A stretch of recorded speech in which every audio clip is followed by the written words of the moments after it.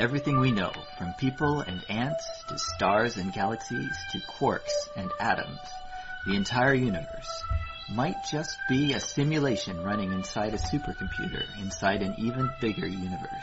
Ancient philosophers said that the universe is a dream that we're waiting to wake up from. In this dream world of the imagination, anything is possible. All cultural items, from the dreams of our rodent-like ancestors, to books, to television shows, are merely permutations of the reality we think we live in. Today's age of computers and video games places simulations at the center of our cultural consciousness. A select group of us perform simulations for fun and profit, and we call them games, role-playing and otherwise. We live to run simulations. Join us on the Simulationist podcast as we explore our culture of simulations. And welcome to another episode of The Simulationist. This is episode number 10, and it is November the 8th. We are doing this one early this week. I'm not going to be around on the standard Tuesday taping time. I'm going to be in Vegas. So, I do care about these people out here that like to listen. So it's not like I'm going to leave everyone hanging or just, try and force Josh into have a 90-minute soliloquy. Oh, as much as I would enjoy that. It may have limited appeal. I always find a back and forth tends to help things along. No, I'm sure you listeners out there probably don't mind because if all is going according to plan, there is more Simulationists lined up after this one. So you're not going to be too worried about it. But we're also trying to just get into the habit, Ryan and I, of recording these every week and just making better and better content every time. To which end, once you finally do get to listen to this, listeners, we are going to be looking for your feedback very much. So the main form that we're going to start with is on the blog, basically, where these will be posted. There will be comments that you can make. So that's going to be our first way of hearing back from you. But as we develop, we will add more little ways for you to get in touch with us and give us your feedback. And we do appreciate it if the feedback, even if negative, it is somehow still constructive. It is nice to know that we suck if you do want to post just "you suck," because at least then we know where we're standing. But it's always nice to be oriented in the right direction. You guys suck because blank. So it just helps out. That's right, yeah. And as far as I'm concerned, I will accept any kind of feedback. I will happily read positive and negative reviews. I know there are some people who like to be built up. I feel like I'm a child of the internet, and I've been hardened against this sort of thing. I would like to admit I do like to consider myself hardened, but I may, if I'm reciting negative feedback, speak the voice in a mocking tone. And that's par for the course, of course. That's just how we operate here on the internet. Everything's free to be mocked. And if you particularly don't like anything that you're hearing, you can go ahead and make the same response that we did and begin. No, I shouldn't start your own podcast. That sounded snarky the way I said it. Well, I don't know. I mean, I think it could be good for both us and whoever hates us enough to make their own, because that way we have like a professional rival. And everybody does better when you have competitive rivals. Oh, to be well-known enough to have a someone nemesis. Who hates you, yes. We can only dream. I don't think there's much in the news. Obviously, we've only been on for away from this microphone. We're sharing a microphone, by the way, until we can afford to buy some more fancy equipment. I don't know. I like being able to see the person I'm talking to. It prevents that disconnect. Yeah, it works well as a thing to focus on and like be in between, in the middle of us. Of course, we're talking to all of you, but we're also having this conversation with each other. And sometimes I like to pretend I'm a news reporter when Josh is talking, and I just listen, and I just think, yes, okay. Now how would Anderson Cooper think about this? Okay, keep it constructive. That's your role model there? Are you kidding? Have you seen the stuff this guy has done? I like Anderson Cooper a lot. I just don't. I never really thought like in what would Henderson do.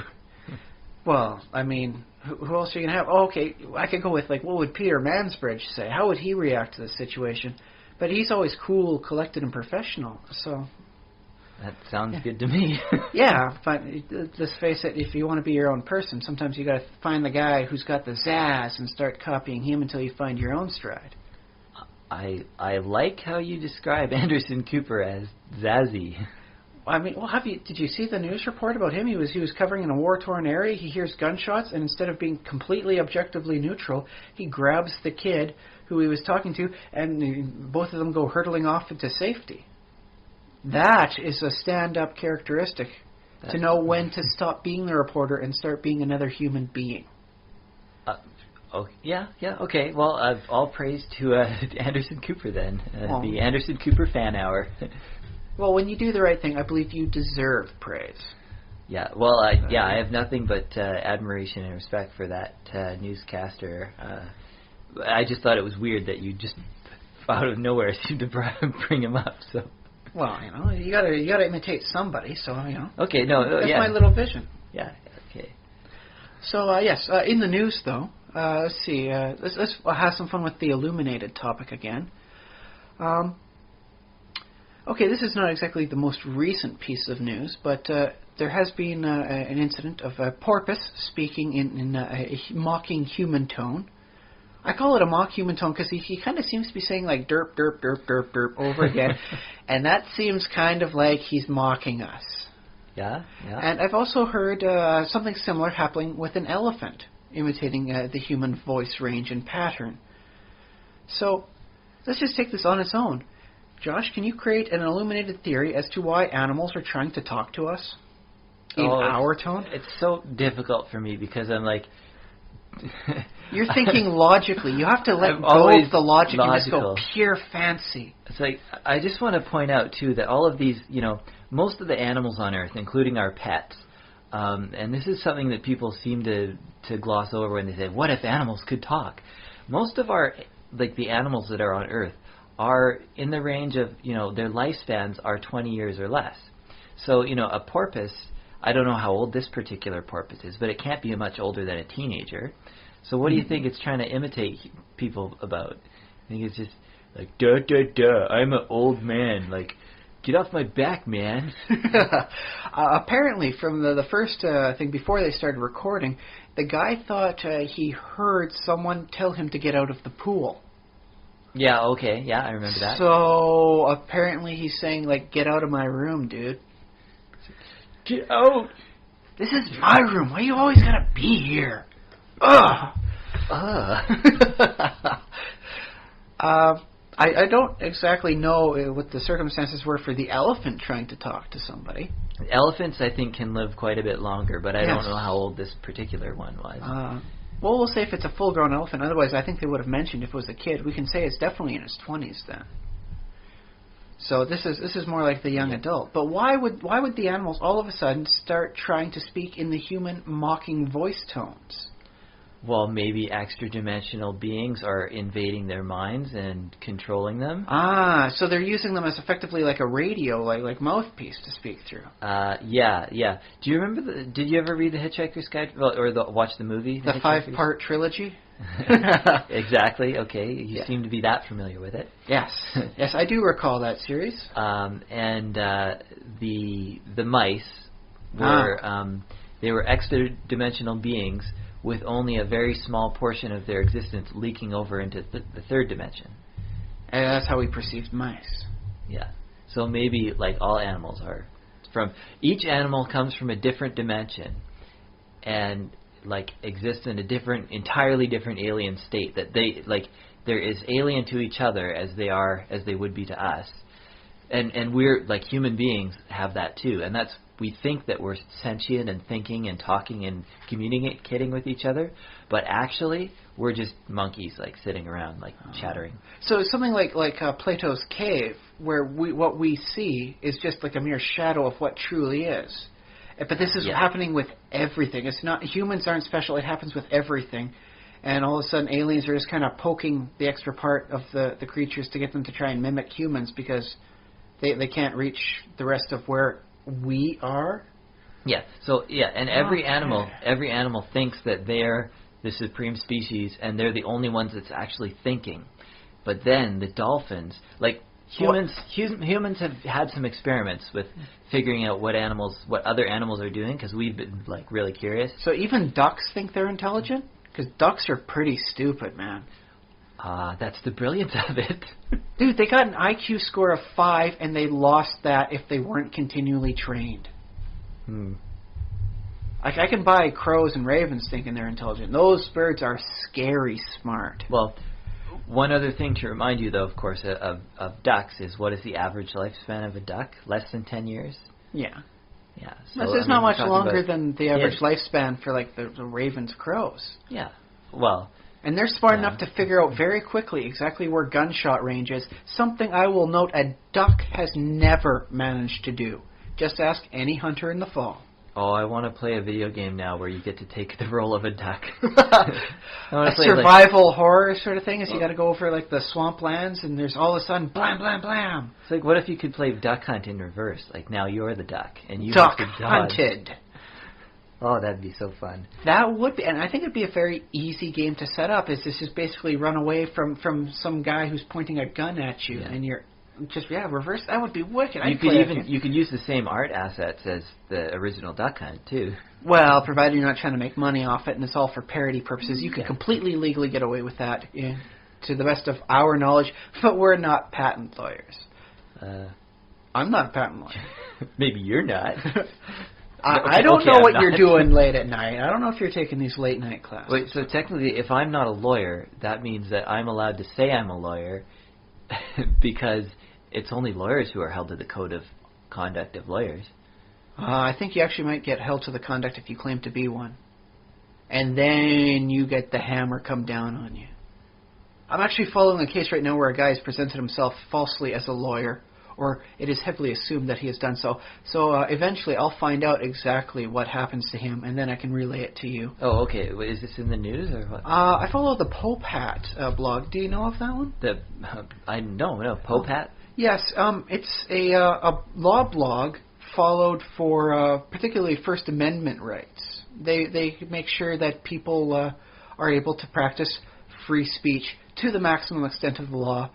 They are well known. They have some very good First Amendment circles, and so occasionally they'll put the Pope Hat signal, and they'll get people in certain areas to work pro bono for people out on the internet, like bloggers who are otherwise getting sued or intimidated into silence.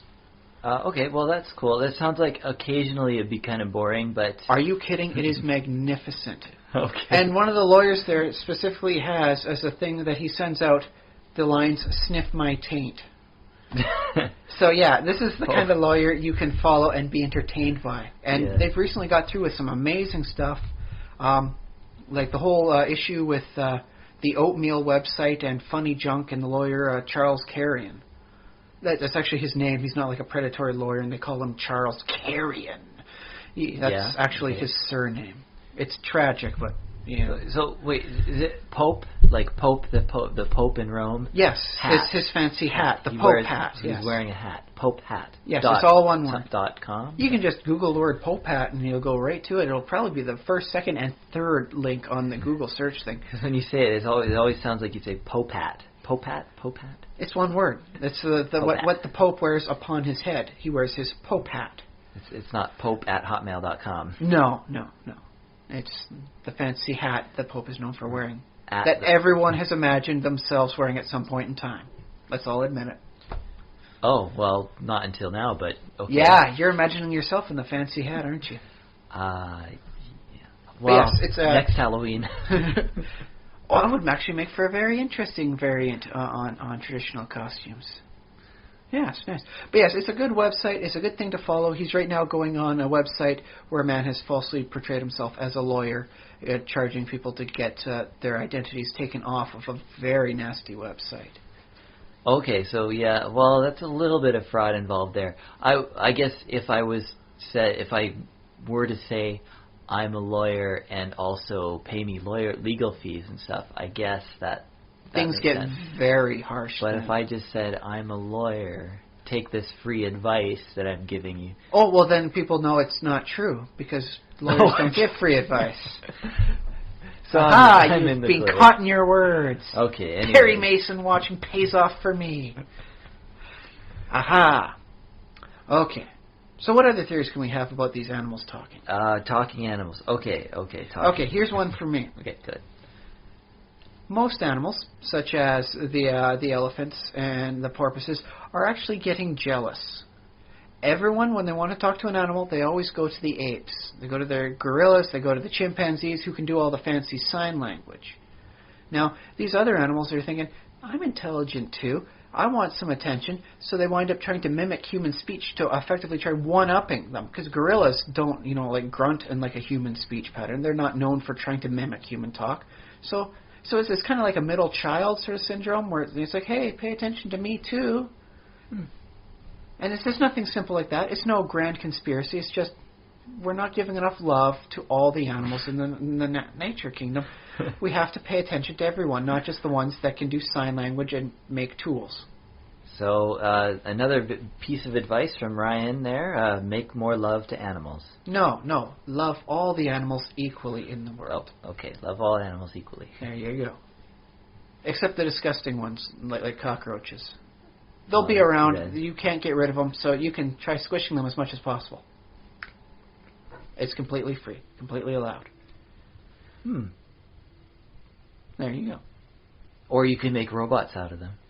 Yes, apparently that's the next thing. But then, do you really want to mess the wonderful clinical perfection of the robot nature with something horrible and disgusting that lurks underneath your stove? Oh, I so do. Okay, I guess admittedly, upon reflection, a hidden robot underneath your stove does sound kind of awesome. I mean, I don't want one under my stove that's controlled by someone else. Although, frankly, there's not a lot of interesting stuff under my stove. Yeah. Well, there's got to be something interesting there. That's apparently where all the nasty, horrible bugs live, right? Everyone's afraid to look under the stove or under the fridge. There's bugs there. There's weird things there. I like to imagine, what if, a scientist came into just, my kitchen, as a, basically, there's a lottery. Kicks down the door, busts it in. Back off, man, I'm a scientist. And he goes doing his scientific work. No, okay, here's how it works. Everybody, puts in, a little, a ballot, and they say, I want a scientist to come to my house. 1 million people get together, and they all, on a website somewhere. Okay. And then the scientist in question, I did what air quotes for scientist. I mean, no, a real legitimate scientist. A real yeah. scientist. Even you could do this, Ryan, because you have a Bachelor of Science. Yes. I am technically a scientist. I can tell anybody I want to back off. I also want to claim to be a scientist. Can I do that? Does business work count as sciences? No, BCom is not. It's neither arts nor science. Back off, man. I'm in commerce. I don't know. It doesn't have the same ring to it. But I think I can deputize you for short periods to be like an assistant. You could be my Igor. Oh, thanks. Yeah. Okay. Hey, well, Igor got a pretty good role out of things. No, I'll take it. I'll take it. It's better than a Renfield, I'll tell you that much. I like science that much. Okay, so where was I?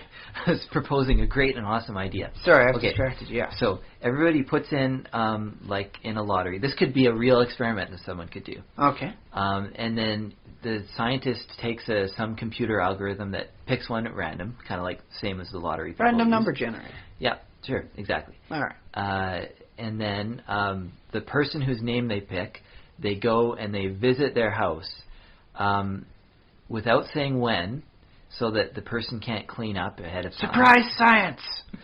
And they do an exhaustive search in all the creepy places, like in the sink drain and under the stove and everything like that. And they try to find new species. Oh. And my bet is that they would find something new. Could I add to this? Because just recently in the news there was one of those exposés, and they went across to hotels all across Canada and did sample swabbing tests and found, oh my God, it's hideous. There's bacteria here and there's stuff there. And you know what? It does sound bad. But how good does the average household rank on that? Yeah. Let's face it, if you're in a hotel, the hotel is probably getting a good bleach cleaning for the bathroom, every day, every other day? Well, I think that's kind of part of the point, though, is How that often they does- don't necessarily keep up with it. But here's the thing, how often does the average bathroom get bleached down? I don't think it's as often as the stuff in the hotels. So it might be interesting to see if you could find a new life growing just as a matter of habit. See what differences you have. Actually, if you could have the scientist visit enough homes within a region, he might be able to get samples of like, we'll say, a particular bacterium found within each of them, and repeat this time after time to see if there's any sort of proper flow between these otherwise unrelated houses. That would be cool. That would be a good conspiracy. Actually, Like that the sounds like a bacteria decent conspiracy. master's program. So I think I'm set for the future if I decide to go back to schooling. And you said I could be your Igor, so that's me set too. Well, okay. I don't think you'd actually get a degree off being my Igor, but I would definitely appreciate the extra lab help. Okay.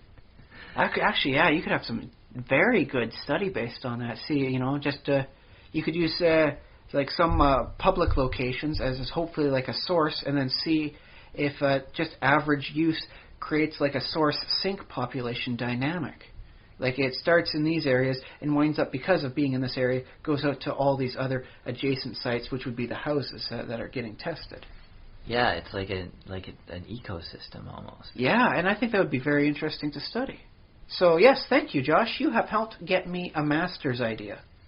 Well, okay, now it's your job to do all that work. Oh, I have to get in on the program first, which means schmoozing with a bunch of professors. So it might have to be a couple of years. Professors. Oh, I hate those guys. I like them, but I don't like the process to getting into a master's program by just sucking up to a professor and then getting having them be your mentor. Yeah, I hear that about universities. That they I can would be prefer political. a more rigid professional style. That's just me.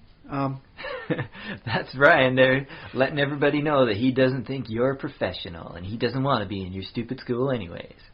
I do want to be in the school. I just think there's a better system out there. We just haven't implemented it yet. How about like Wikiversity? That's a thing, right? That is a thing, but it's not as highly well regarded as some of the more long-lasting institutions. Once again, it's always if you've been around for 100 years, you've got a lot of prestige, just ambiently. You don't even have to be at grade school. As long as you survive a century, you're good enough. But yeah, thank you, Josh. And to think that you don't get anything out of just chatting ambiently. Just ambient chatting here today has got me a master's idea. Woo! And who knows what it could do for everyone out here listening. Think about it. Yeah, hopefully, yeah. And if we've inspired you in some way, we don't ask for much in return, just all your money. And no, I'm kidding about that, of course. We'll take 10%. But Just we would try it. love to hear about how we've inspired you. And especially if you're doing some sort of fiction, if you wind up getting it published, we would love to hear how we've helped inspire. Yeah, because that's what we want to do with this podcast. And, if we're not doing that, you can tell us that too. Let us know exactly the moment when you shut us off. You guys Hopefully get it's not this on way one. too many tangents. I just couldn't keep listening. All right, no, okay, so I guess on that point, maybe we should focus on one of our subjects? Are we done with the... and we didn't mention... Well, everybody knows Barack Obama won the election, but that was in the news, so that happened. Well, if you don't know that, you should not be coming to us for this sort of fresh news. Oh, yeah, good point. But, yeah, I just thought we should say that because last time we did the podcast, we mentioned the election happened, and then we didn't know, and now we do. Yes, between the point in time where we finished off, he had just managed to succeed and get enough votes. Yeah. Okay. We can always go back to talking animals, and we can link that to other stuff. Talking animals. Oh, yeah. Talking animals or talking animals? Like, we can, We can talk about animals. We have animals? talked about animals and whether or not dogs should deserve special abilities in D&D. And then we can talk about talking animals sometime later. Oh, especially within the realm of fiction, because there's a decent heritage of animals that speak as a person. So I think that might be interesting to cover at a later date. We'll put a pin in that. Okay, all right. Because I was about to launch into my tirade about, I hate talking. No, I think talking animals are cool. But okay, we have other stuff to talk about. Yes, we're actually pulling out some other pins from previous episodes. We don't want to get too bogged down with like, we should come back to the subject and then never do. Yeah, that happens with way too many people, just as a matter of rote habit. Let's try and break ourselves out of that. Now, I remember way back in the second episode, we did briefly hit on a tangent and go on to stuff like holidays. We were talking about how sometimes holidays don't get as seemingly weirded out because you can always figure out exactly how it started. This holiday is from the birth of a god. All you have to do is keep talking with the followers of the god, the divine host that surrounds him, her, it, them, however the deific force is defined. Yeah. And you know that, and that way you don't get these weird accumulations. Like, in real life, it is hard to imagine the birth of the Son of God, who is both God himself and a tree full of ornaments.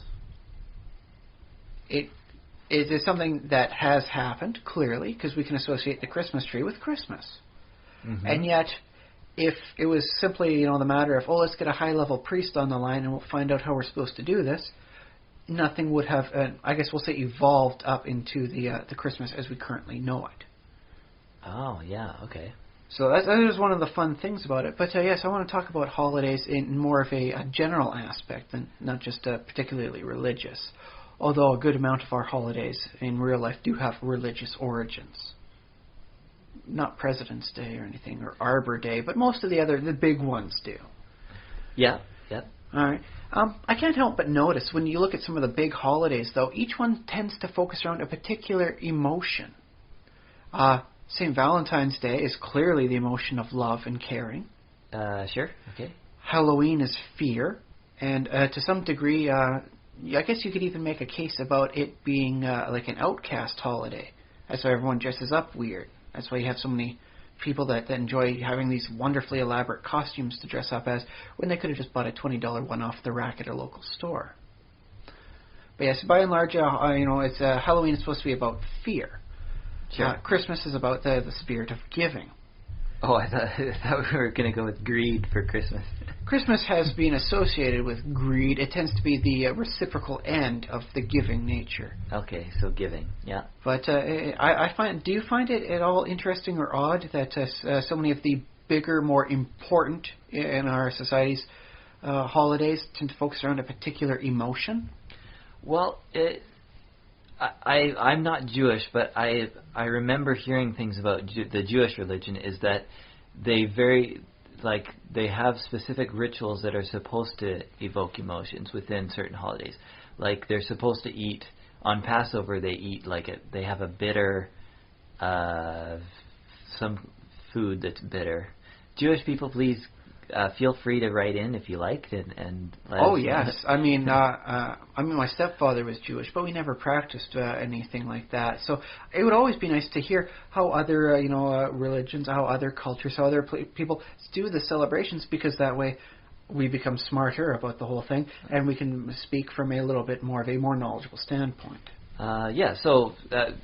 Basically my impression of the way that the Jewish people celebrate their holidays is that they very deliberately invoke certain emotions and feelings in themselves in order to kind of both identify with their ancestors, identify with each other, and solidify as a community and things like that. So, and it's also it's for educational purposes, but it's also to have that feeling.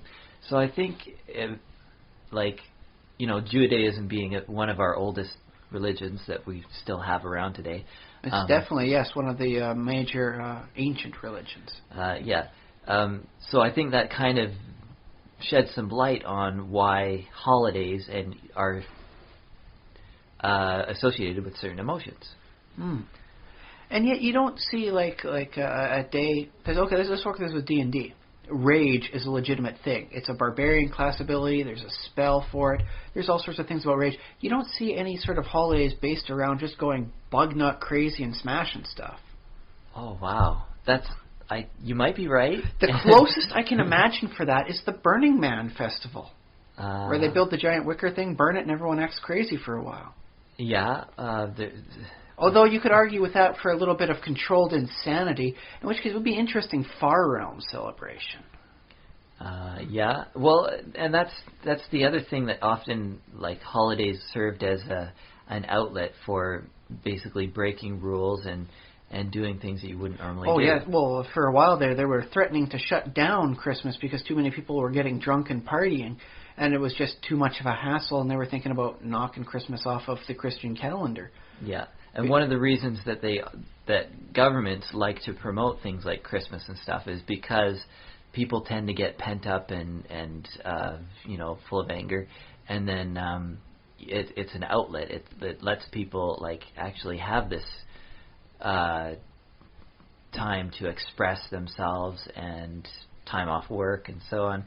Like if you were a medieval baron or something like that, and you had a bunch of peasants to keep in line, you could either repress the crap out of them, which seemed to be a very popular tactic. So something for working.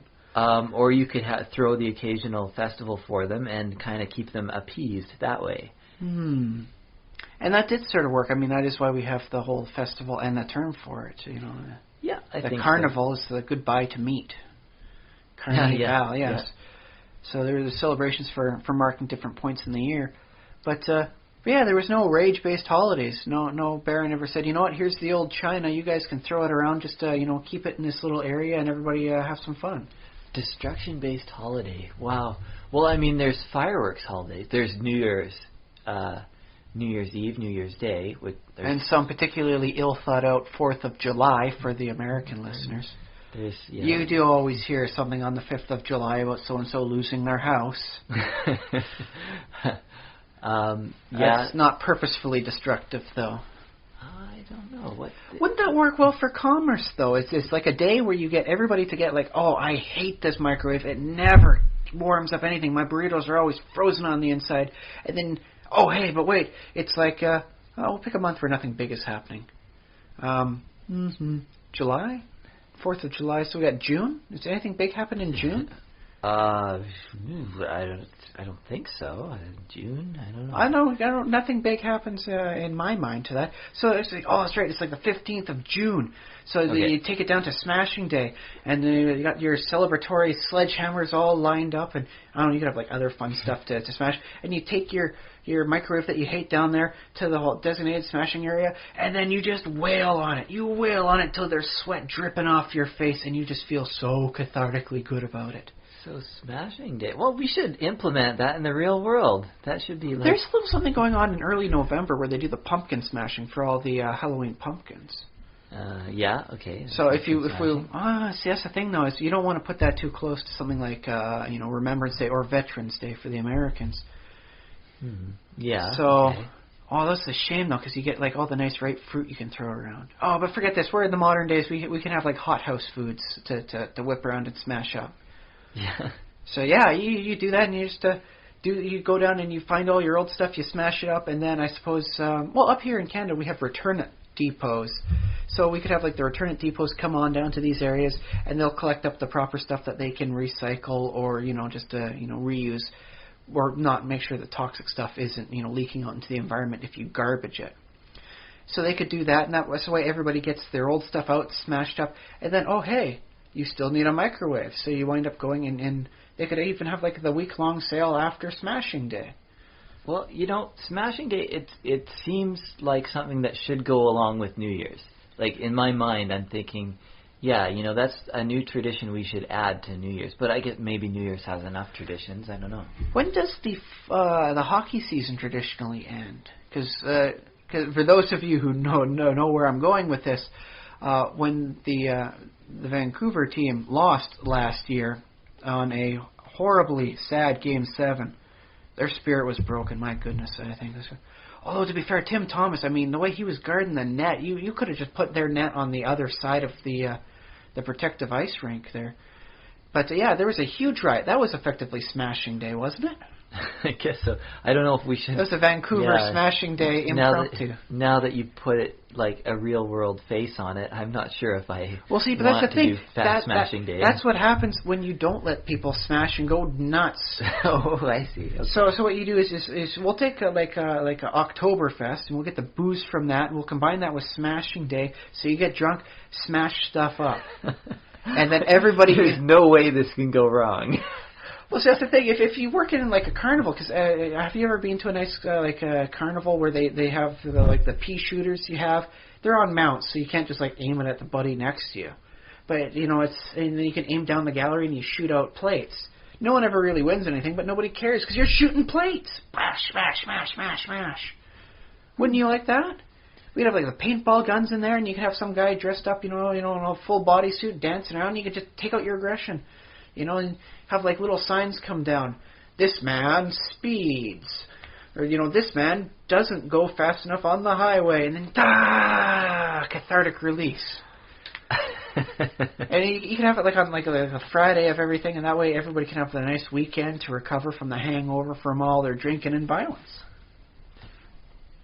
Think about it. I did. Proper and locally restrained violence. Well, that sounds... Now you make it... Like, it sounds scary at first, and then you say, oh, but restrain it. That sounds boring. Halloween is about, scary things. But that's not about lighting tire fires in the middle of the street. That's unrestrained, scary, creepy stuff going on. It's about dressing up. It's about going out, pretending to be a spooky person, having some fun with your friends, going trick-or-treating when you're young enough. And otherwise, just having a good night. Maybe you sit down with your friends as, kids are coming on and you watch some scary movies. It's restrained scariness. Well, I guess that's kind of how we do things in our society now, as we do. They do tell you not to go too deep into debt on Christmas. It is a spirit of giving, but it's not for giving yourself a 3-digit Visa bill. Okay, maybe 4-digit Visa bill. If you want, I guess you go like maybe a couple $100 if you got a big enough family. So there would have to be a separate holiday for like excess of everything, like because each holiday is a little bit of giving here, a little bit of rage, a little bit of fear, but it's a nice outlet for people whose personalities wouldn't otherwise normally go for that way. Let's face it, Scrooge was not a bad guy in The Christmas Carol. He was a guy who had never had the opportunity to truly give and have stuff given back to him throughout his community. He was a man of poor circumstance that had never felt the true spirit of Christmas. And he learned about that. They frequently get it wrong and they portray him as just a horrible man. No, he was just a cold man because his life had been cold. And he experiences the whole thing. And that's what Christmas is about. Making sure you feel that warmth, that giving in you. Even if you're not the kind of person who would be so warm and giving the rest of the year. It allows you to experience this emotional fulfilledness. So yeah. So Smashing Day is the whole bit about just going bug nut and ruining something. But in a place and a location and a time where it's okay to do so. Well, yeah, yeah, sure. Yeah, you can make it a fun little festival too. You could have like, it's like, oh, hey, you enjoy smashing stuff and you worked up a good sweat. Why don't you join judo? You can punch and kick at things, and it'll be constructive there too. Yes, you can break people's knees And next thing you know, the person is well disciplined, and they're not experiencing these horrible rage outlets, sort of thing. They're constructively, funneled. We should have these in prisons for all the prisoners. I would be happier with the prisoners learning stuff like beadwork and macrame. Yeah, but then they could smash it after. Okay, I suppose. Smashing Day in the prison. That sounds like an easy way to start a riot. Oh, come on. These are people that have proven themselves not fully capable of proper outlet for aggression in most circumstances. Okay, and a bunch of people that got caught with marijuana. But, okay, maybe you could have like little groups of them come out and help explain things out to people. And say, yes, I did this and I raged up like this. Here's a constructive way to do it. And then you start seeing them less as these people that have done something wrong and more people that simply didn't know well enough, and now everybody learns. I can just picture a guy coming out in front of a crowd and being like, I used to be full of rage. And I learned how to deal with it by smashing this car. Like, what car? By smashing this car. Smash. And, like, flipping out on the car. Well, I'm just saying, it seems to be a weird area for emotions that isn't covered by our holidays. Like, I remember back when I was growing up, there was I'll spoil things for people, but not name any names so the cops can never get us. We had big bush parties. And what we do is we'd get stuff like $50 cars. You know, they're just running on their last legs. Once it goes, it goes. Don't even bother trying to fix it, sort of thing. $50 beaters. And we'd have a big bonfire, and what we do is we get people to start up the car and put it in forward, put something on the gas, and then we try and smash it over top of the bonfire. It was horribly destructive, and wouldn't it be nice to have a proper destructive outlet instead of doing this in the middle of the woods where we could have caused a horrible forest fire? Yeah, I suppose. Yeah, it would. But let's say there was an official sanctioned event. Isn't there also still a danger that the kids would be like, go home after, like I can't believe they wouldn't let people under 15 drive the cars that smashed over that controlled fire. We should do that. Well, I think it works out the same way with the Jackass program. Proper warnings. Okay. Yes. I guess that, sure. It almost worked for them, so it should probably work as a festival, right? Where they're not doing something so completely stupid.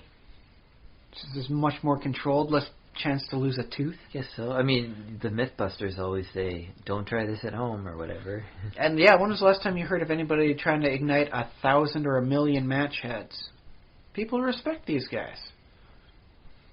So yes, I suppose if you do it properly, and how much money do you think Adam Savage and Jamie Hyneman could make going for a public appearance on Wreck-It Day? Wreck-It Day. Wreck-It Day. I'm still trying out. Smashing Day works nice. Wreck-It Day works well. The Day of Obliteration. I don't know. However you want to do it. Smashing Day. But yeah. Smashing, baby. That's by Austin Powers. Okay, that's pretty good. I will lie and say that's pretty good. You need more groove in there, buddy. But see, doesn't it seem weird that there's no holiday based off that? No holiday based off rage. Well, I'd never considered it, but now that you've brought it to my attention, yes, there ought to be a rage-filled holiday. As if every holiday wasn't already filled with rage for some families. You can put it in some ways. I mean, there's always an opposite side to the whole thing for some of these things. Like, as you said, greed works with Christmas for the giving. Yes, St. Valentine's Day is about love, but it could also be a lot about sorrow if things aren't going your way. We should make it a passive-aggressive day. So, yeah, what works is the opposite to destruction. Yeah, passive-aggressiveness. Oh, forget that. It's just much, but we'll do passive-aggressive for the people that don't participate. But, see, yeah, just you and I here, we've come up with a very entertaining holiday. Wouldn't you like to find out, and read up about Smashing Day in a story? This is the future of civilization. It's a utopia. But every once in a while, they go bug nut and smash things. Well, there has to be holidays in the real world. There's probably not specifically Smashing Day, but there are holidays when people break things. I'm sure that exists. Well, there's little things here and there. I recall Jewish weddings. They do the proper stomping on the glassware. Yeah, they break cups or plates or whatever. It's a symbolic thing, yeah. Yeah. There's enough broken crockery on Oktoberfest, but that's always incidental. It's never on purpose. That's I've fallen over and cracked my stein.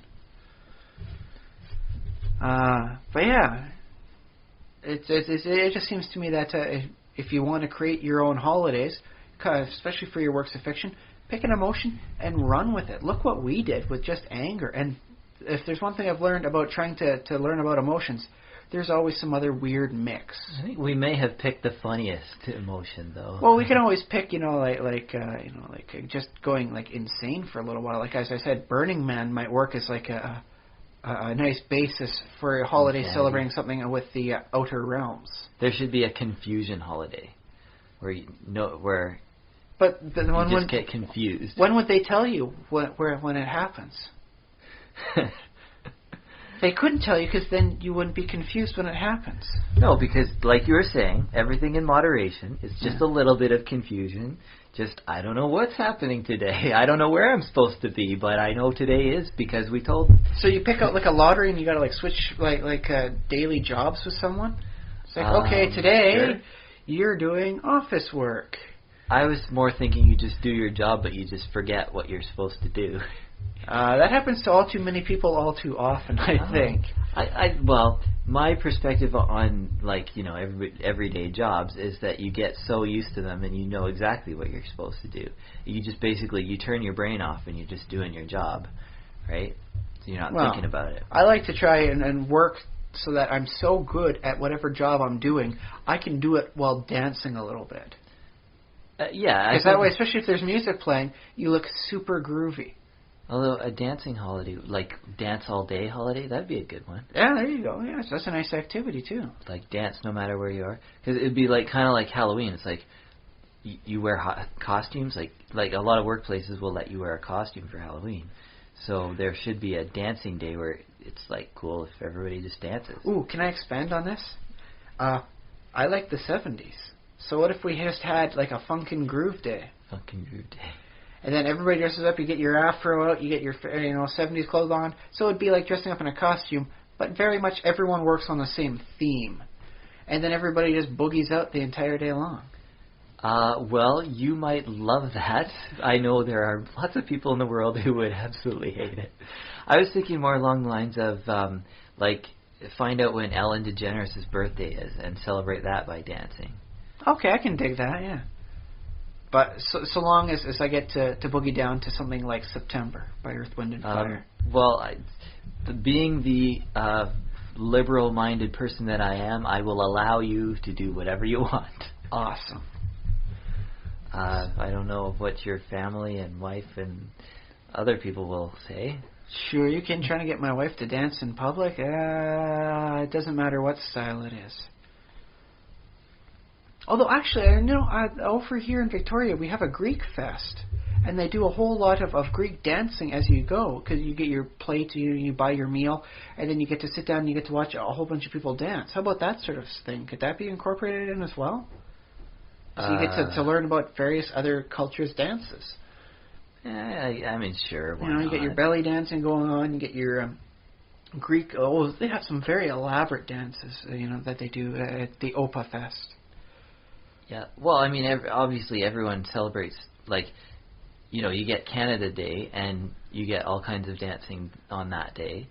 But that's like Canada people dancing, and let's face it, that's not always pretty. Well, I mean, no, where I used to live in Prince George, there was a Canada Day thing that went on, but basically what they had at the park was they had all these different, ethnic groups. I don't know, India and some from Europe, like the Scandinavians, or not Scandinavians. It might be Ukrainians. Oh yes, they have a very good dancing and party culture too. Yeah, so they have all these different groups and native Canadians and whatnot. So nice. all those different people would perform at different times on the stages. That was kind of our entertainment. So I think that kind of multicultural, everybody putting in their own take on it, kind of works for any holiday. Well, that's good, because let's face it, not a lot of actual holidays are multicultural. You can get a lot of people offended if you say Merry Christmas to the wrong group of people. So it is nice to actually have it so that everybody can join in. It doesn't matter what your heritage is. So that's kind of nice. But okay, let's just focus this on something else. Because we do like to work with D&D and other game-based stuff. Should, in the course of a holiday within the setting, give special bonuses, penalties, things going on? If you have a Halloween type event in your campaign, should it help out with necromancy? Oh, I was going to say no, but then you said the Halloween equals necromancy. I kind of like that because that's the time of the year when the veil between the worlds is a little bit thinner. That's what everyone says as they start their Halloween stories, yes. Yeah, so I'm cool with that. I'm cool with undead being a little bit stronger for Halloween, yeah.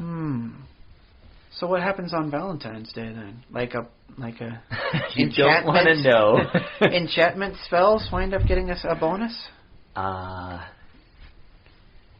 Let me see. What should happen on Valentine's Day? Well, D&D Valentine's Day. I don't. All ranged attacks get a +1 to hit. Work it with the whole Cupid bow and arrow thing. Yeah, I could. Like, what is an interesting thing? Okay, elves are known for their great bow and arrow use. Cupid is always perceived as a kid. Elves age 1/7 the speed of humans. So instead of actually it being a baby at, like, say, we'll say maybe age what do you think Cupid looks like? Age 1, age 2 to you? Yeah, 1. Okay, we'll say age 1. In that case, it's like a 7-year-old elf kid, and that's why he's using the bow. Cupid is elven in D&D. Could be. I never see him with pointy ears, but maybe they're tied back. Well, in this case, it would be pointy-eared. Because, I mean, what you can have like a Dwarven, Okay, Cupid? we're gonna give him pointy ears. Yes, Okay, yeah. In this case, so yeah, a Dwarven Cupid. I wonder if a baby dwarf would already have a beard. Actually, in the Dwarf Fortress game, they start off coming out bearded. You can find one born as of, so-and-so is born on this day, which makes them very young indeed. His sideburns are long, and his double-braided beard is kept immaculate. Like human babies can be hairy all over, but they lose it. Although I see a Dwarven Cupid with, like, a crossbow. It just seems to fit better. What about a cannon? What about like a big musket? That depends on your setting, Cupid's musket. You have a gaping wound in your abdomen, and you're also in love. See, but here's the weird thing: is they had pretty bad range for stuff like muskets, and they tended to work with buckshot.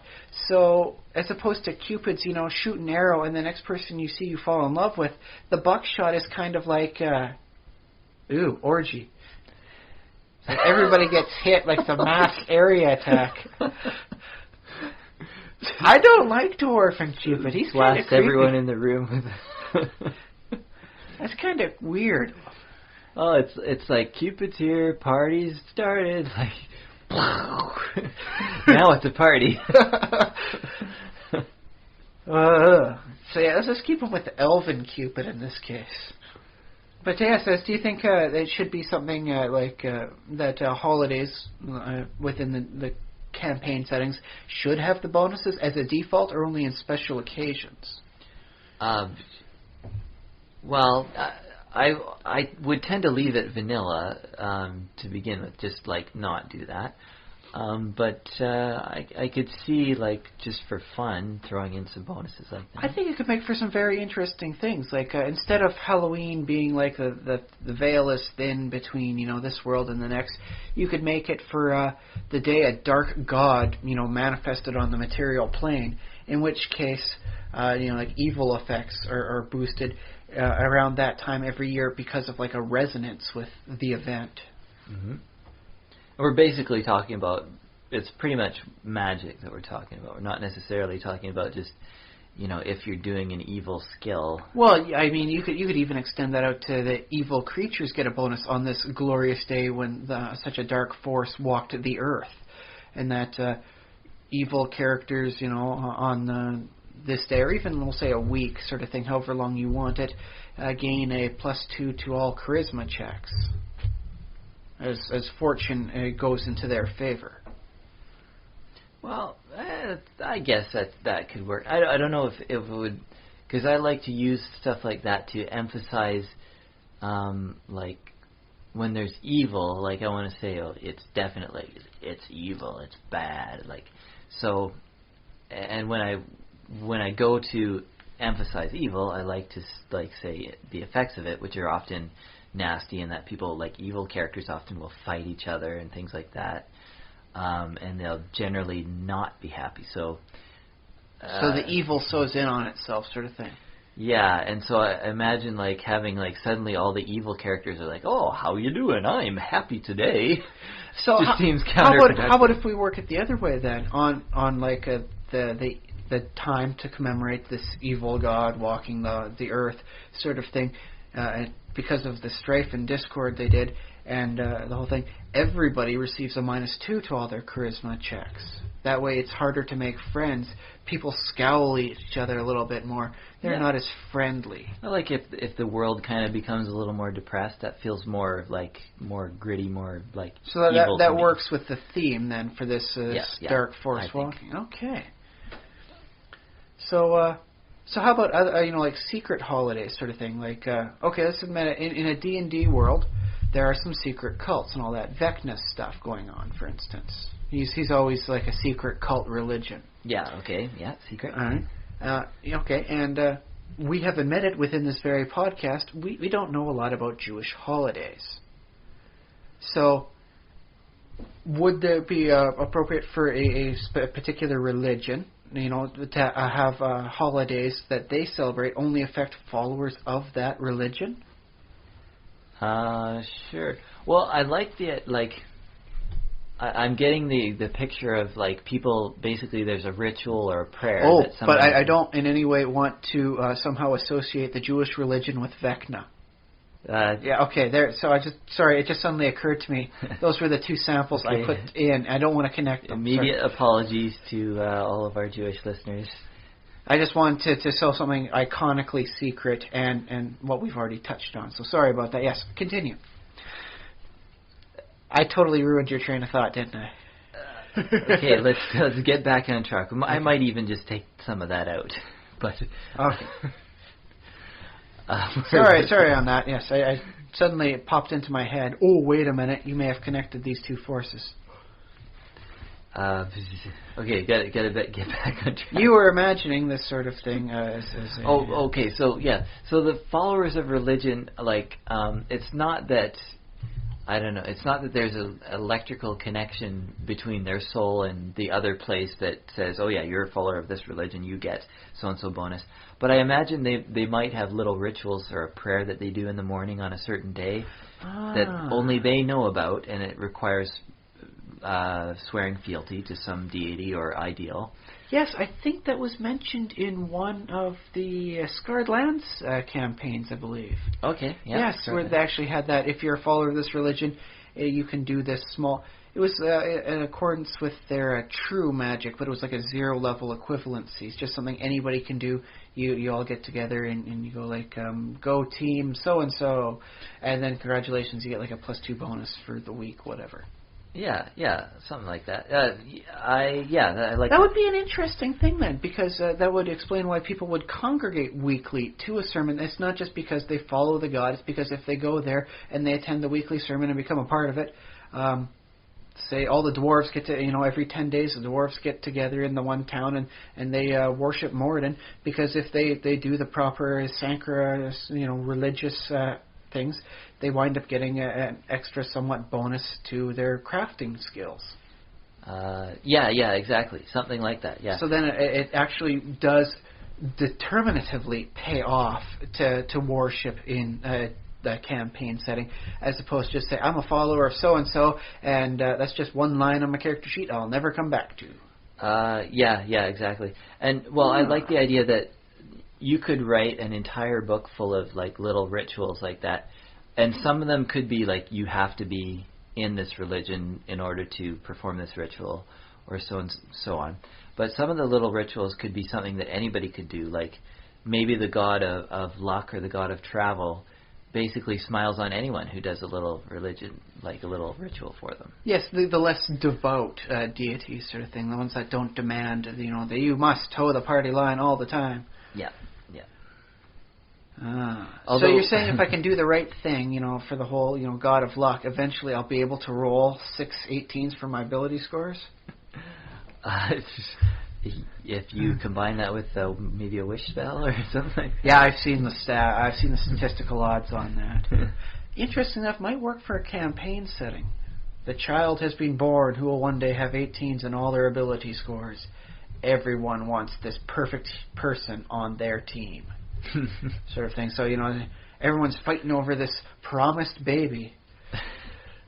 That sounds very meta. Speaking of meta, though, I was just thinking, it might not... Well, it's a different thing. The player's perspective. If the player is a min-maxer, They'll be like, what? I can get like bonuses for showing up to church every week? I'm there. And so that's kind of a bad motivation. But not necessarily the character's motivation. It's a bit of a different thing because, going to church in real life, at least presumably, saves your soul. So you get to go into a wonderful afterlife. Good point. All you really need to do to have an afterlife of an appropriate style for you in D&D is be that alignment, and you kind of by default go to that plane. You might not even need to worship a god. You just, I'm this alignment. I go to this alignment plane when I die. So actually going to a church and being a member of a religion should have something to do in there besides, I get to sit at the table with the big guy. Yeah, it's not clear in D&D that all religions necessarily have services every week. I'm not sure. No, but it would be a nice way of explaining the ones that do, because they do gain the bonus, and that forms the tight-knit religious community in this case. Yeah, well, I'd say it's a good way to incentivize it. Yeah, the faith to stick together. And honestly, I would buy a book that has just, here's like a holiday of this type. Here are various sources for it. Here are various bonuses you can include and other, details you might want to include on the whole thing. And then from that, you can just make up your own holidays and bam, you got yourself a resource book. Anytime you want to create a campaign setting, whole bunch of good notes for things that just add style to it. Yeah, and the other, I've been thinking about, I don't know if I'll bring this, okay, I'll bring it up. I've been thinking about how to do a good campaign setting, and basically a lot of players have great ideas for worlds, but they get a little bit lost when it comes to making a character for a different world. So what you have is, if you were to create a book like this, you could, a player could bring it to the table and say, okay, my character has these rituals and he knows all this about his faith, and the DM can say, okay, from now on that's part of the campaign setting. That is ideally what they're going to try with D&D next, is make it modular enough that if someone wants to bring this into the group, it just effectively clicks in like you're building one of those old model planes. It just click. There you go. Yeah. So I'd like that. So each player kind of dreams up an aspect of the setting, which they then combine into the... Yeah, I have experienced very good results in that way. I remember one with you where you owned a tavern or a bar and all that. It was a gnome character. It was a short one-off one. I think everybody died because they wound up falling off a rope bridge because no one wanted to take it slow. Oh yeah, all but 2 people died because it was just like a DC 5 dexterity check. Fail, pass, fail, pass. Yeah, that's not supposed to happen, but I guess... All they had to do was go half speed, and don't even need to make a check. But it was just weird rolling that night. So many people died that way. It was hilarious in retrospect. It's one of the things that tragedy becomes humor when you apply it with time. My character owned an inn, and it got burned down by one of the other characters, or I don't know. I guess something happened, but you put in something, and it became part of it. Yeah, and then we were able to build with that, and I found that was a very fun campaign, even though most people wound up heaped on top of each other at the bottom of a chasm. Oh well, that's how it goes sometimes. It wasn't a complete, it wasn't like a total party kill. So, hey, I don't have to put that black feather in my cap. Did you ever do a total party kill? I have done so many total party kills, but in my defense, most of that was player stupidity. I believe that, yeah. Players can be amazingly stupid sometimes, but it's fun. It's not like death is really forever, and even if they lose the character, there's always another one they can roll up. So yeah, exactly. It's okay to be stupid. Yeah. But anything else you might want to talk about for holidays or festivities or practices? Well, I had a point to make about holidays. I guess this might seem fairly simple, but the kind of the basic idea of holidays is one, people need that outlet. They need once in a while to be able to have things change a little bit. And 2 is a lot of it has to do with the seasons, and basically Like if we're talking about D&D, it's like that medieval time, so it's very You get your agricultural. harvest festival, and then you get like the New Year, or I guess it'd be equivalently Yule, when you realize, okay, the worst of winter's over. Yeah, Let's solstice. eat up. Yeah, we'll eat up some of our supplies now because we've made it through the longest half of it. Yeah. So, And then you get your planting days and all that. Yeah. Yeah. So and midsummer is important. Yeah. So these holidays kind of originate organically, and then only later on it seems like deities are like, yeah, that's my day.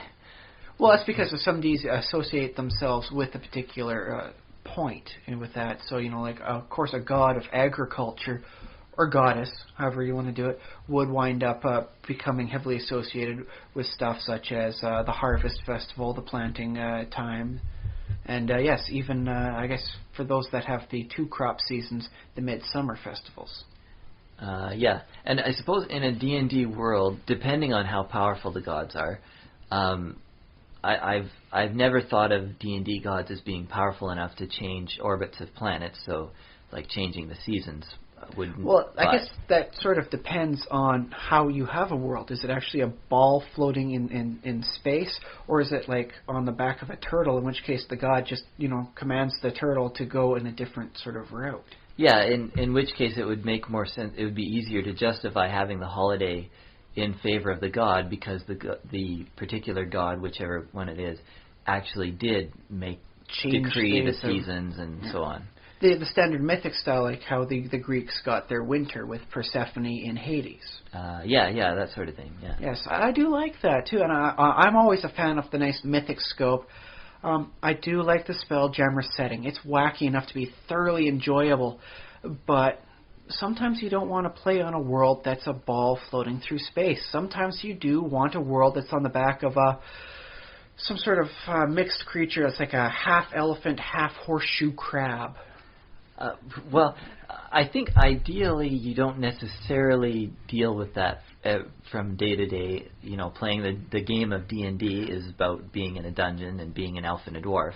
But I think it can very much color your perspectives, because if you believe you're an elf on a globe that's orbiting a star in space, don't you think that is a little different than I am an elf and I'm in this land, and if I go far enough up, I actually hit the top of the sky. I will concretely hit this, and I might suffer a concussion if I'm going fast enough. If you're in like have you ever seen that picture with Homer's picture of the world, where it's basically the Mediterranean, and it's in like a bowl, and he's got like a clear lid over top of glass, and have you ever seen that? It's not coming to mind from your description, but. Well, it's probably not the best description. It's a very nice picture. But don't you think that it changes something when you know like there actually might be 4 corners to the sky, 4 pillars? You have this weird mythic sense that this stuff is actually happening. You're in a world where this is a thing? I guess so, because in a D&D world, I guess the greatest magicians, or wizards or whatever, they would be able to fly up and touch the sky.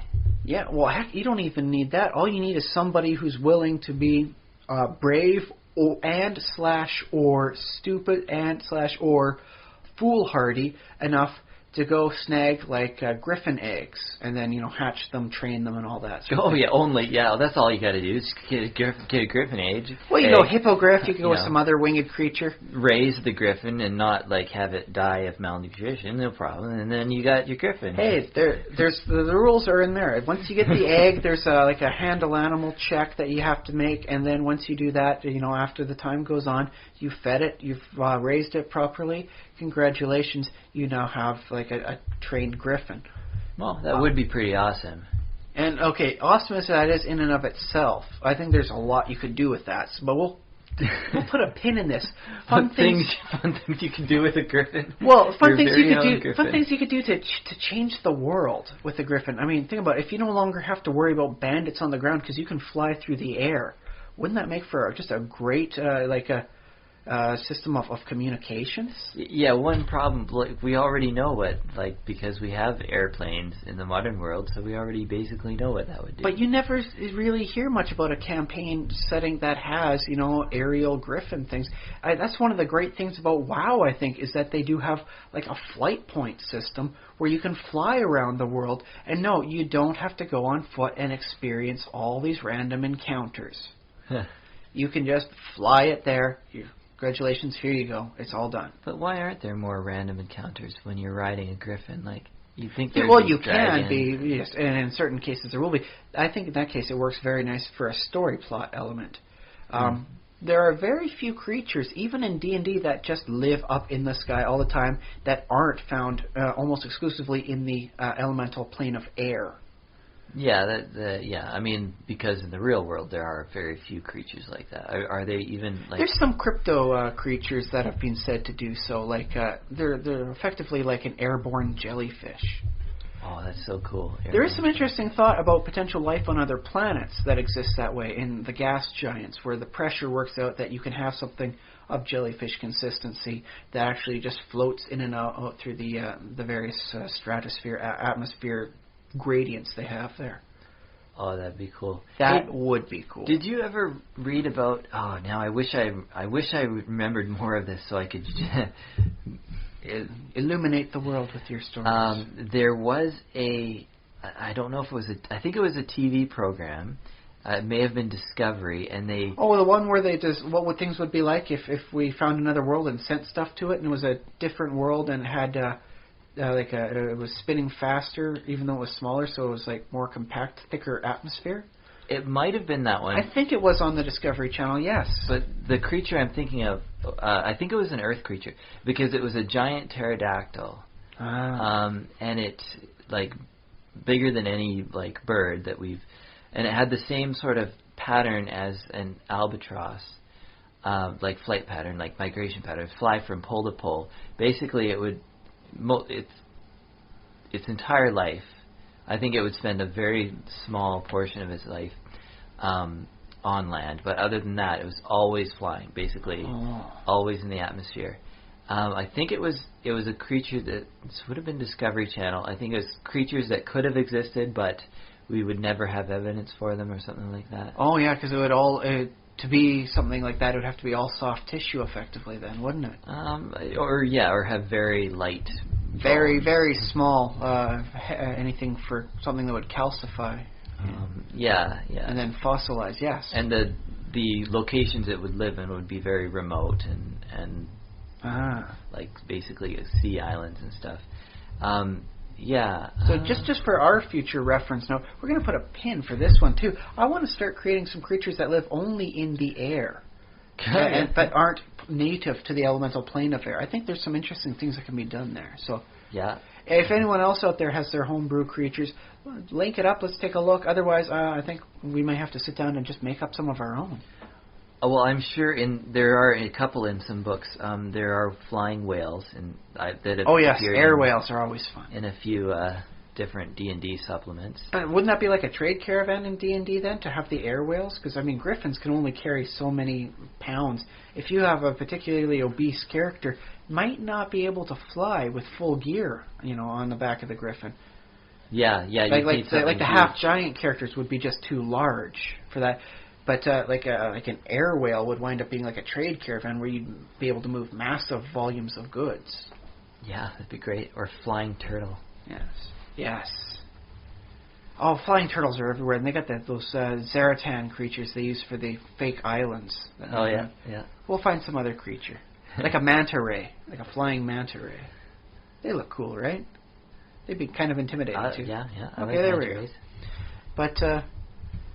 But yeah, I mean, there's a lot you could do with that. But once you get once you do get the griffin, and you can ride it around, then yeah, you don't even need to be a high level wizard.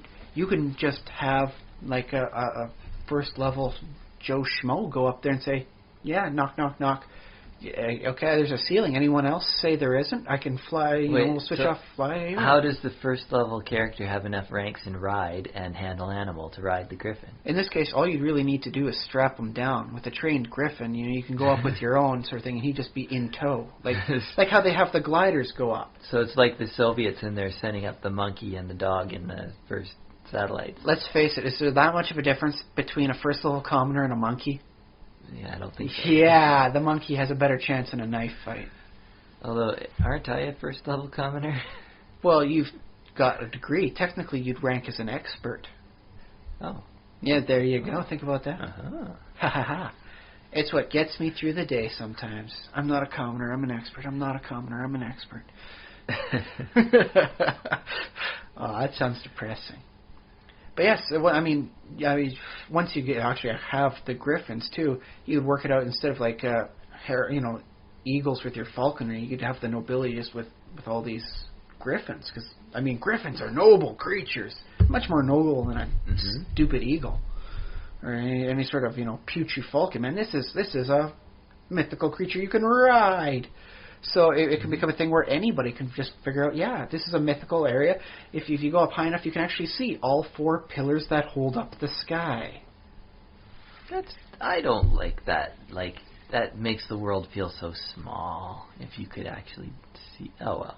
Well, okay, maybe you can't necessarily see it. It could be if you want it small enough that if you go up high, you can see the pillars. Maybe the pillars are just really big. Yeah, they do have to hold up the sky. Or if you imagine like kind of a spiritual dimension like Mount Celestia or something, where like vision is kind of supernaturally enhanced or whatever, so you can see. Remember in the Bible when like Jesus and Satan go like they go climb a really tall mountain and they can see the entire surface of the earth? Yeah, that doesn't work because it's a round thing, but it works nice for metaphor. So yeah. Well, if you imagine like a spiritual place or like although I could plane. never really get into the story because I keep imagining Jesus and the devil like backpacking it together, like college buddies, And that seems just a little weird to me, At the end of the day, there they are sitting down, and just relaxing their feet as they're cooking up, something on like a skillet. How do you like your food, devil? Oh, I like mine burnt. How about you? Oh, just over easy for the eggs. That's all fine. Yeah, sorry, but yes, that's a tangent. And they're like looking over. Whoa, it's beautiful, man. I'm glad I came here with you. It's good I experienced it with somebody, man. I didn't want to do this alone. Okay, I need to learn how to draw. I think this could work out to a very entertaining short comic. So, Jesus is like, whoa, it's beautiful, man. And Satan's like, hey, Jesus, I have an idea. Jesus is like, yeah? What? How about you worship me? What? You're crazy. I could totally see that as a modern day thing. That could really have fun. If you could like draw it properly and like get the beautiful colors for the panoramas as they're like standing on the mountaintop seeing the wonderful landscapes. This could all be yours if you worship me, Oh, would you knock it off with this? You're spoiling the scenery. I'm not even going to share my spare roll of toilet paper with you now. Sorry, man. I was just throwing it out there, Think about it. It's like you don't even own all. Like my dad is God. He owns the earth. Yeah, but with you and me together, man.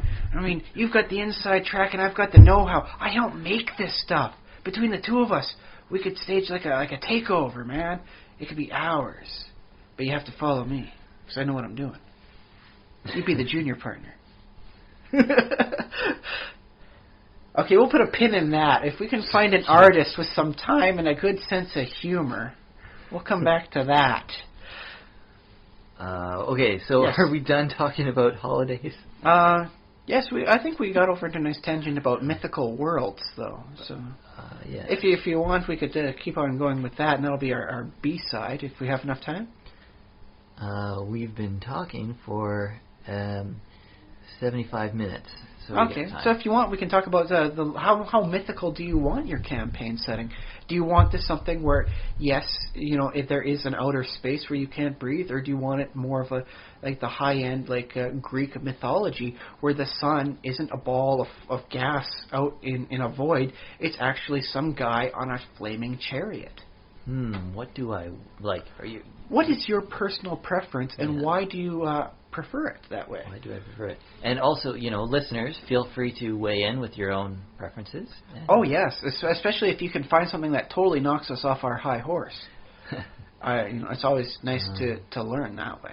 So I want to say my preference, I really like the idea, this won't work for all levels, but at least at low levels, of having conflicting versions of the story where, you can have one player in the party say, yeah, I know for a fact that the earth is flat and, there are four corners of it because my priest says, and he talks to his deity, etc., etc. So he knows. Because I have this many ranks in knowledge, religion, and I got a natural 20 when I asked the DM.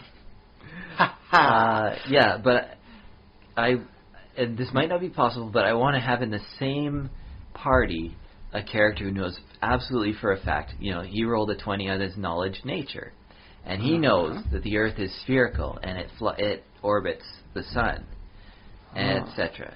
And that the gods did not. Well, he can't, because he only rolled on his knowledge nature. He can't say anything about the gods because knowledge nature just, I don't know. It didn't seem to.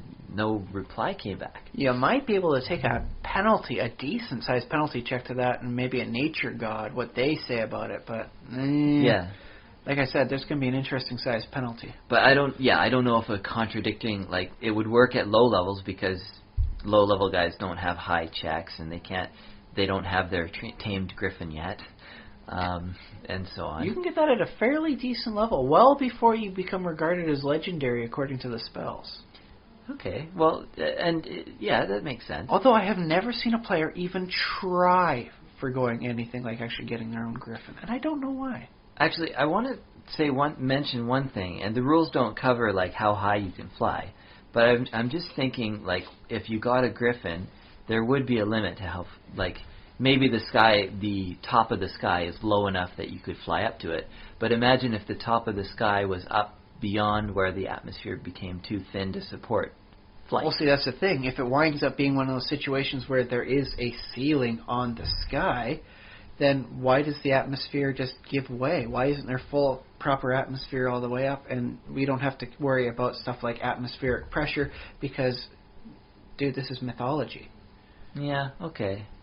I like when science can sneak in a little bit, but I guess too much of it, it's are we playing D&D or are we having science lecture? We're playing D&D modern, but we're combining that with very far D&D past. So there is a roof to the ceiling, but it's after the limit, after where the atmosphere has dwindled basically to space. Although, if you were playing a D&D modern campaign and you suddenly hit a ceiling to the sky, I think that's an interesting campaign twist. Why does the atmosphere have a ceiling? Turns out you're in the Truman Show. Or the aliens just don't want, contamination of humanity getting elsewhere out, and so they put it like a giant, seal it fresh lid on the planet. Yeah.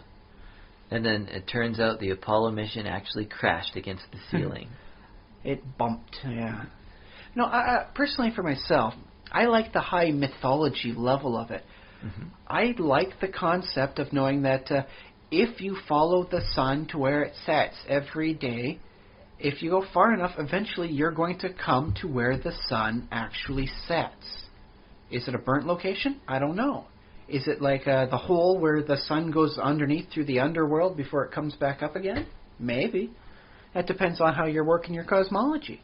Ah, that's cool. Well, I like that too. I like both versions because I like yours because it's poetic and it's not this this complaint that I sometimes make about game settings is that they try too hard to be realistic, and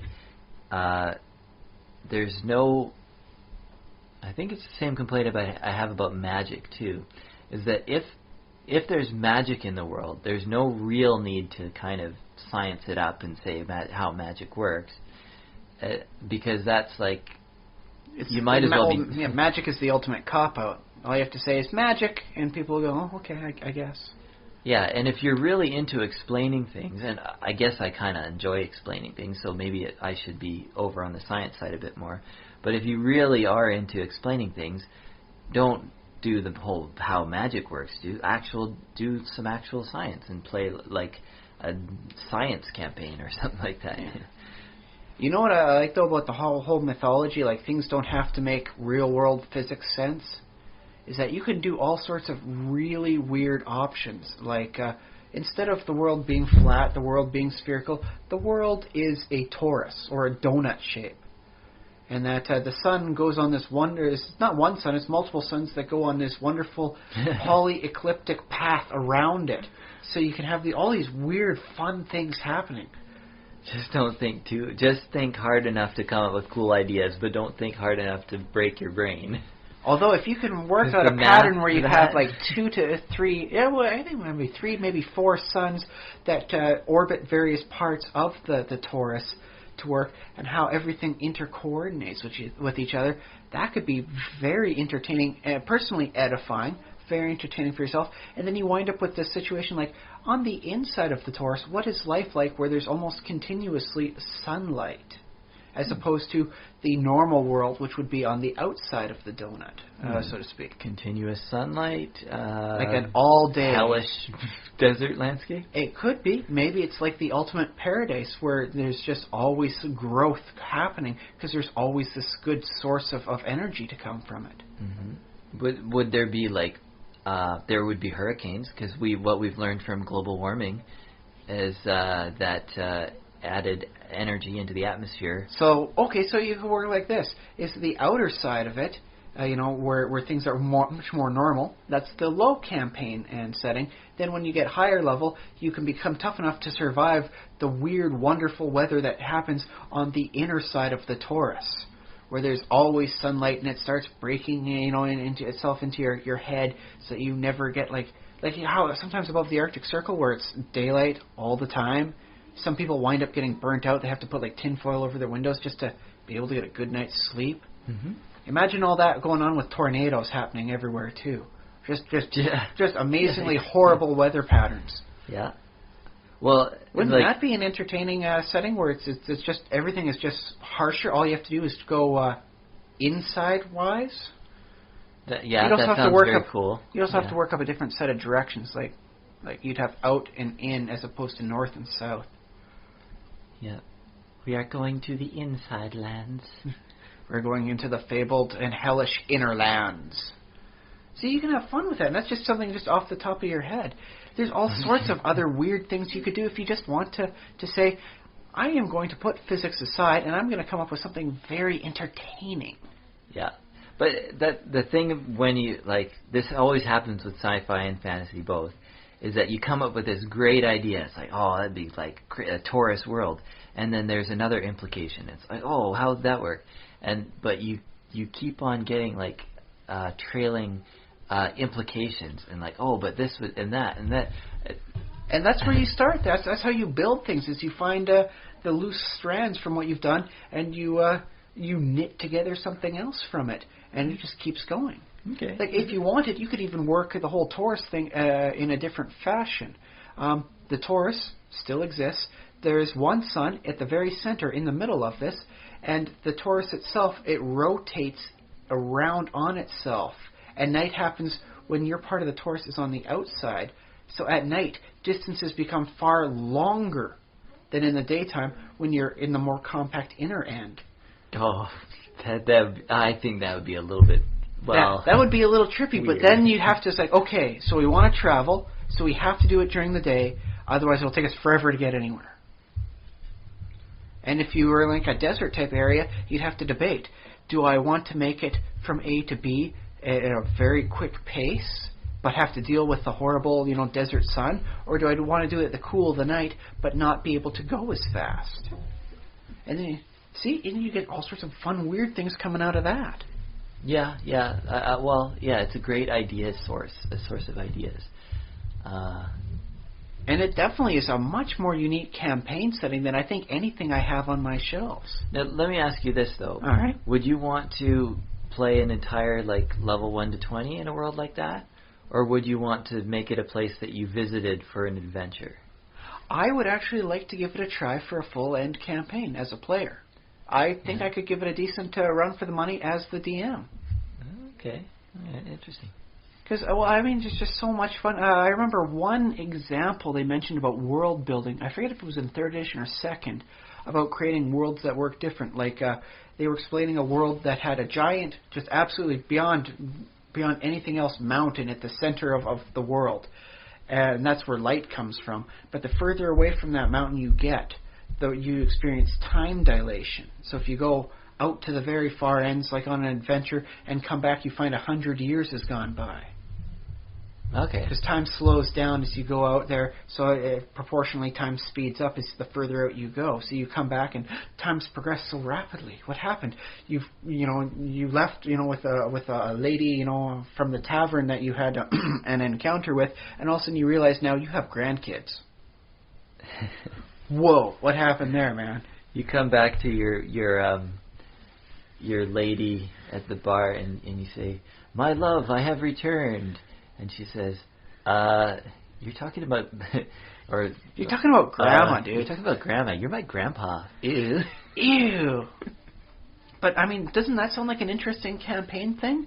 Like, in standard D&D with the Great Wheel cosmology, they have the spire at the center of the Outlands. And the closer you get, the less magic and other special abilities work. So you could work it like with like that or Yeastguard with its fast healing. It's a nice way of making all sorts of weirdness and specialness for your setting. I suppose, and like if you really committed to it, I suppose that would be cool. But one of the things the problems that I have with like alternate cosmologies is that often you will lose or you will alter things that you kind of wanted to have, like festivals for like your Taurus world with the 8 suns and whatnot. Like, would it have our same seasons, and can you map the festivals onto it? Well, for something like seasons within a mythology campaign, it's not that the seasons are natural and the gods appropriate them. It's the fact that the gods determine how the seasons go. If the gods suddenly decide, no, you are horrible people, so 5 years of nothing but winter, that happens. And it's not unnatural. It's because that's the gods' domain. They say, no spring, no summer, no fall, you're horrible, suffer. That's a good story. Yeah. Oh, I think that would definitely be a nice start to a campaign. Is congratulations, you're part of a horrible nation that's under permanent winter. You have to journey and prove yourself through so many great tasks to the gods before they'll finally give you regular weather again. Yeah. But are you really gonna do 20 levels of it's very cold, we have to roll survival checks again? Well, if you want to make use of certain splat books that deal with cold weather, which I do note that 3rd edition 3.5 did put out, it's a very interesting way of making full use of it. So you could have a whole 20 levels of just it's damn cold for 20 levels. It's an Iceburn campaign setting. Hooray! Yeah. Actually, I wouldn't mind spending an entire campaign setting just for an adventure path of this is all Arctic territory all the time. That's all it's ever been, and just set things from there. Yeah. Well, yeah, I like that idea too. Like that, it's an Arctic campaign. Why do dwarves dig deep into the earth? Because that's where the magma is, and that's where they stay warm. They also get metals out of it, but they really want the warmth. Well, yeah, that'd be fun. I like dwarfs in any setting. I like a reason for people doing what they're doing in any setting, so I think that works out well. But I think the mythology of the whole thing is the high mythology allows you to have more fun, more uniqueness, so that it's not just another pseudo-medieval campaign world that happens to have magic. You happen to have, in this case, the gods actively controlling things. What if you want to mess things up a bit? What if there aren't 4 gods, one devoted to each of the seasons? What if you have 6 gods? They're always in contest, and so every 4 months, one of the seasons winds up becoming in control, and you might not have winter for a very long time. Maybe you'll have 2 springs back to back. Doesn't that sound like a more interesting campaign you can get into? Well, see, I'm not sure if I can, because it sounds very interesting to learn about and to experience, but not necessarily like a place that I would want. Well, yeah, I'm not sure if I would want to have a long-term, like, have a character live there for a long time, because it would feel like. I think it would work in this particular Okay. instance with the 6 fighting forces for the various weathers. You know, spring, And summer, autumn. the DM would just winter. roll a die at the beginning of each season, decide is this season going to happen or not. Unless the players decide to take an active role, and I will say in this case the divine forces have a competition, and the winner winds up being in control. They have a tower or something going on at the center of the place, and they're the ones that whoever sits on the throne determines the weather for all of the area, what season it is. So you'd have your 4 standard ones, and you'd have some fun. Make up 2 other seasons. Have fun with it. Make it weird. The season where it rains candy. I was thinking the Eterna Dark, but yeah, okay, that works too. And the season where it blows with, I don't know. So, just if you can work up 2 extra seasons, you can have some fun with this. It works for a very high phase. Helium. The helium season. Everybody speaks with a high-pitched voice. No, I don't know about that. But it would work. You make everybody at the table do that helium Speak voice. with the helium voice, or you take an XP penalty for not role-playing.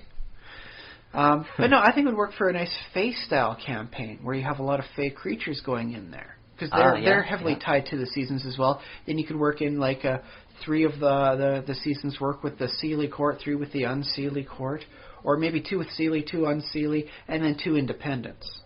You'd have a lot of interesting fun with that. And see, just by setting up this what-if example, things start building up. You start coming up with ideas, start putting things in.